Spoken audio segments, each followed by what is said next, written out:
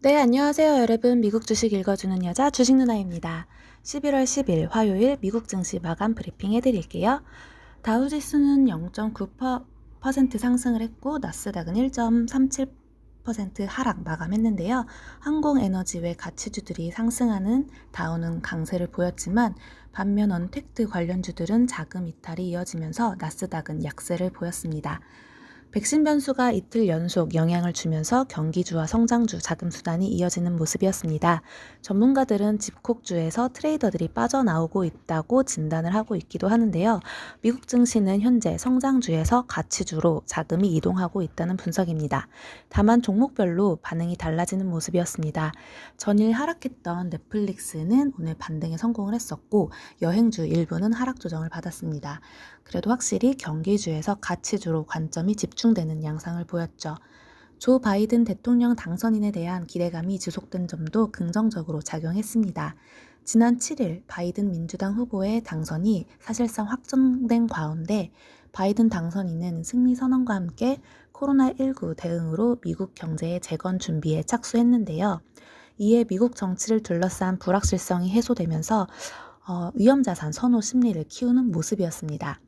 골드만삭스는 최근 바이든 대통령 당선으로 대규모 경기 부양책이 현실화될 가능성이 높다고 분석하면서 내년 1월 20일 취임식 이전에 1조 달러 규모의 경기 부양책이 나올 수 있다고 전망한 바 있죠.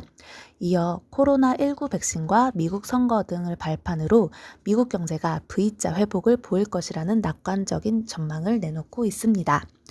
다만 코로나19 재확산세가 지속되고 있는 가운데 주요 기술주들이 부진한 모습을 이어간 점은 부담으로 작용되고 있습니다. 코로나19 수혜주로 강세를 보이던 주요 기술주들이 코로나19 백신 개발 기대감과 바이든 행정부가 들어서면 대형 기술업체들에 대한 규제가 강화될 것이란 우려가 겹치면서 연일 약세를 이어가고 있습니다. 연준 인사들은 대부분 백신보다 당장 어려움이 있는 경제를 직시해야 한다고 밝혔는데요. 이후 좋아지긴 하겠지만 당장 1, 2분기는 경제가 어려울 수도 있다고 그런 우려 섞인 목소리가 나오고 있습니다. 이로 인해 연준의 도움이 필요할 것이라는 진단이 나오고 있죠. 파월 의장이 연임이 될 것이냐 하는 문제도 벌써부터 제기되고 있습니다.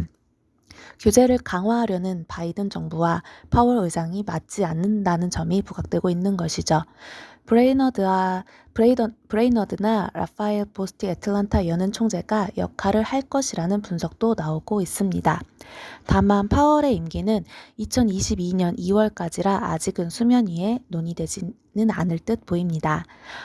그리고 달러 약세에 대한 주장도 연일 이어지는 중인데요. 시티, JP모건 등은 무역관계 복원이 되면서 신흥시장, 환율이 안정될 것이라고 예측을 하고 있습니다.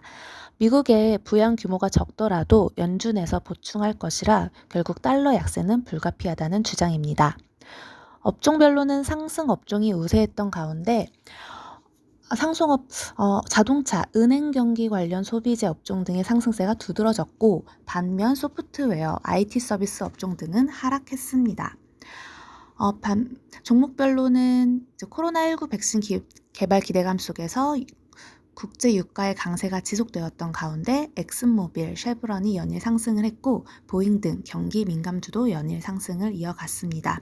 반면 화이자가 코로나19 백신 개발 기대감에도 불구하고 전일 급등에 따른 차익 실현 매물 속에서 하락을 했으며 줌, 아마존, 애플, 알파벳 A 등 주요 기술주들은 코로나19 백신 개발 기대감과 바이든 행정부 규제에 대한 규제가 강화될 것이란 우려가 겹치면서 연일 하락을 이어갔습니다. 자, 그럼 오늘 미국 증시 마감 브리핑은 여기까지 할게요.